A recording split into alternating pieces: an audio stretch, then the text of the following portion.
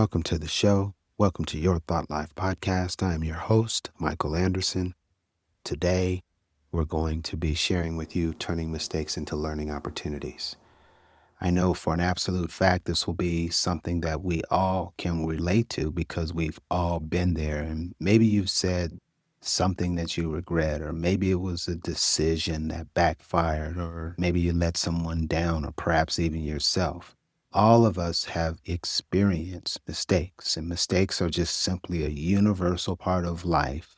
They are not to be frowned on. They are not to be flipped on their head such that they are crippling. We have to understand that they're just a part of life. In an effort to really break this down, what we need to do is understand these a bit better. And you might find yourself from time to time replaying a moment over and over and feeling weighed down by guilt or even embarrassment and sometimes even shame. This is ruminating or meditating the wrong way. This is us capitalizing or our minds seizing a snapshot in time and going over it and over it as if doing so would create some sort of change. Instead, we're going to find today some things that we can do to break free from this, to stop this whole rumination from taking place, and gain an appreciation for our awareness level such that we can see this before it even gets started. Why is it hard to move forward after a mistake? Let's start there. Let's unpack this. First, our brains are wired for negative bias. And what this means is we have a natural fixation, if you will, on negative experiences more so than positive ones, because the brain is always looking out. The mind is looking out for us and not wanting us to experience things that we've experienced in time past that were hurtful or harmful. That's really at the foundational level all this is. And I think understanding that alone will create a springboard where you can begin to swiftly move out of this place where mistakes will hold you captive. I would like for you to know that there is an emotional toll that guilt, shame, and regret have on us. These emotions, can be useful if we don't get bogged down by them, because they're telling us that we violated one of our values, perhaps. Or maybe we're just simply, as we've noted, dwelling on something. Each of these, when heightened, create roadblocks for us.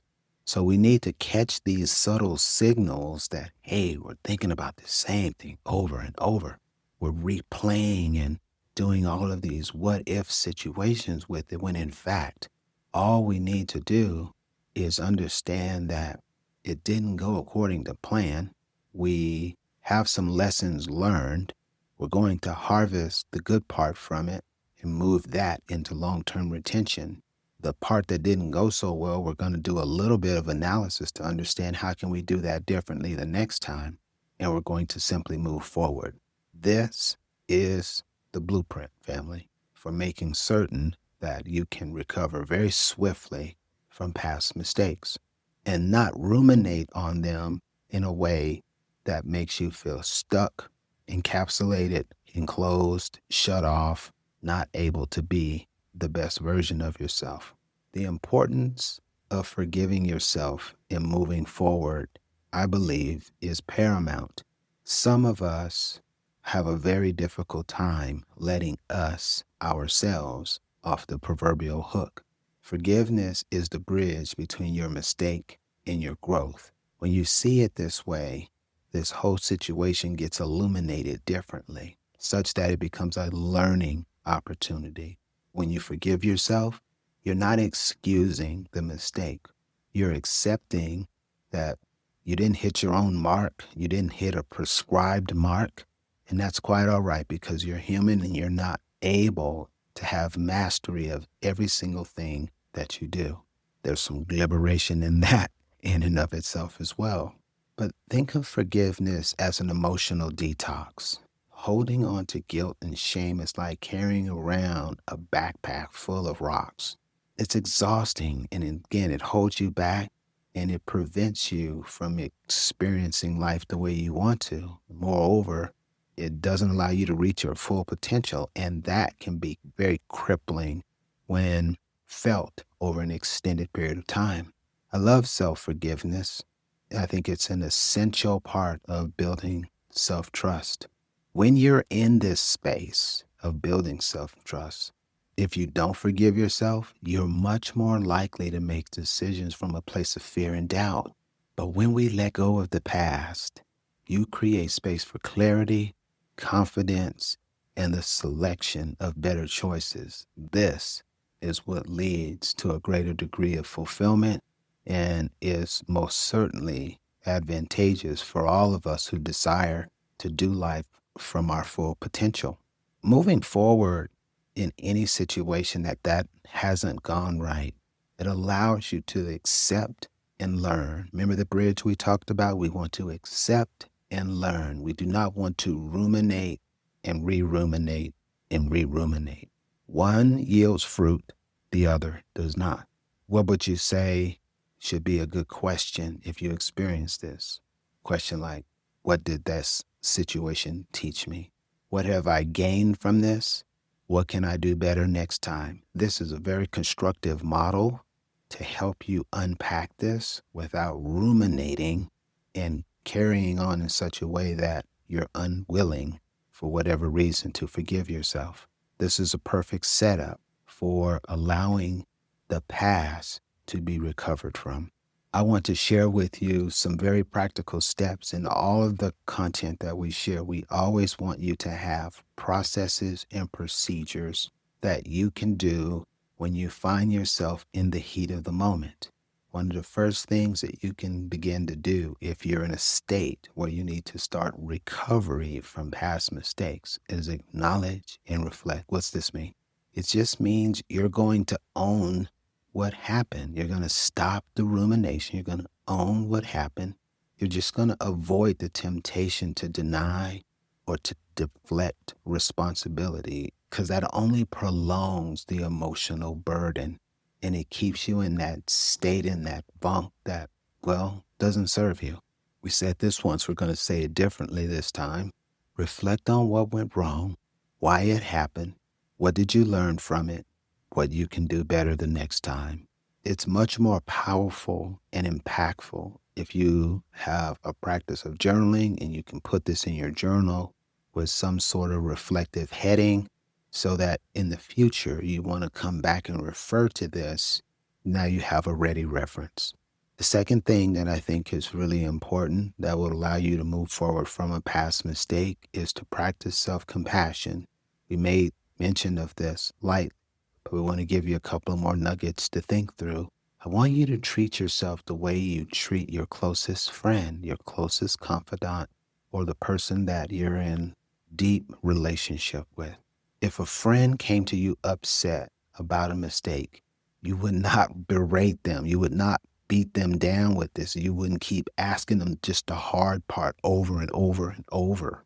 You just simply wouldn't do that. You would offer understanding and encouragement. This is the exact model that we need you to do for you. You deserve it. You should understand it was a learning process. And as any learning process would ensue, there's going to be some growth that takes place as a result. It's merely a typical part of life. Number 3, take corrective action. If possible, you can make amends if you've offended someone. It may be necessary for you to let yourself off the hook. It may be that you need to go and acquire some new skill sets when you get to the part that talks about how can I do this better the next time. Whatever the case is, there should be some corrective action. If that's an apology, that's totally cool. Think through the sequence that you went through, and perhaps you do the sequence differently the next time. Maybe it's about a situation that involves timing. Maybe you think through that and how can you do the timing better next time? All of these corrective measures will play out differently per situation, per circumstance. And I want you to know that, you're not only rebuilding trust with others, but you're also building trust with yourself. And that self respect that you get will carry you an awful long ways. And then note that prescriptive action is the antidote to regret. Final thing I would have you take a look at if you're in the mode of recovering from past mistakes. And I say recovering, perhaps you're looking at this from a future standpoint so that you can prevent having mistakes that capture you and your attention in the wrong way for a prolonged period of time. Use the mistake as a catalyst to make some changes. We talked about action, but what systems or habits have you put in place to prevent this from happening again? When we're thinking through this, we got to be very acutely aware of what the surroundings were, what was the environment, what was the thinking, what was the situation, what were the circumstances, what were the variables that got introduced. All of this analysis, I believe, really helps us to pinpoint exactly what needs to be done for the next go round. Because if you didn't get it right, there's two options here. You throw up your hands and surrender, I give up. Or you take the high ground and go, this was a learning experience. And this has been sort of the core of what we're talking about today. This has been a learning experience. And now I am prepared to learn from it. We want to know and be very intentional about what can we do different the next time. We're going to set realistic goals. We're going to remind ourselves that there was some progress, not as much as we needed. We're going to help ourselves to release from perfectionistic sensations and feelings. And we're going to reassess and create new goals. Again, realistic, achievable goals. And we're going to allow the mistake just to be a part of the journey. It's just something that happens to all of us. I totally get there are varying degrees of mistakes with varying consequences. I get that. But at the end of the day, this recipe still relieves anyone from a long-standing issue where the mistake is not allowing you to move forward and you're in that sort of stuck state where you're still doing the rumination over and over and over, which keeps you in a mindset of low-level vibrations which do not serve you. Recovering from a mistake, again, it's not about erasing the past. It's really more about this idea of transforming it into a powerful learning experience. And I want you to remember something. You are not your mistakes. You are the person who grows stronger and wiser because of them. When we're able to reframe things like I just did to showcase the possibility that can come out of it, the growth that can come out of it, it's much more easier for us to digest that this thing didn't go the way we wanted it to go. As we wrap up, I want you to ask yourself, what mistakes am I ready to release from today? What's one or two small steps that I can take from this podcast, apply that I can move forward? Most certainly, if you need any assistance, we are here for you. Thank you for joining us today on this episode. We truly appreciate you taking the time to listen. Feel free to connect with us on Linktree. The link is available in the show notes. You should know that you are enough. You can do it, and you are uniquely equipped to realize your goals. Until next time, take care. Keep turning mistakes into learning opportunities.